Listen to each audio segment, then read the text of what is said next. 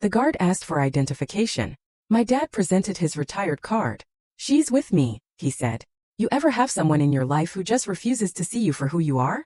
Someone who holds onto an old version of you so tightly, it feels like they're suffocating the person you've become?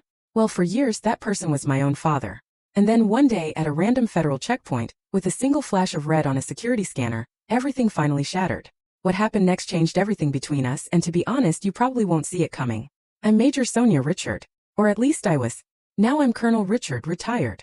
But back then I was 33 and I'd worked my butt off to get where I was. I came from a quiet military childhood, watching my dad, a senior master sergeant, wear his uniform like armor.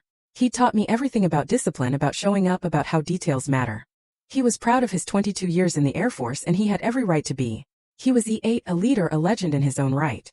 When I was a kid, I memorized his ribbons before my multiplication tables. I loved the Air Force through him. So, when I said I wanted to commission, he supported me. He helped me apply to officer training school. He was there when I raised my right hand. But something shifted that day. I remember his hug, then that joke. "Well, now you outrank me." Technically. We laughed, but it hung in the air.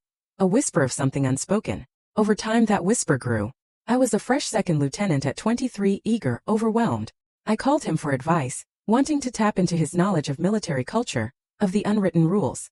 But when I asked about navigating my first assignments, he'd deflect. "You're an officer now," he'd say. "You've got your own lane." First I thought it was encouragement.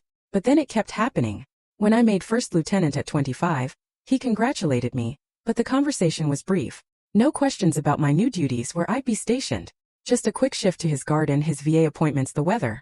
By the time I pinned on captain at 28, I'd stopped expecting him to ask.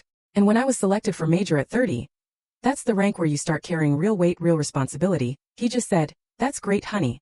Your mom would be proud." My mom passed when I was 19 before I joined. Bringing her up felt like a way to fill space, to acknowledge something without actually engaging with it.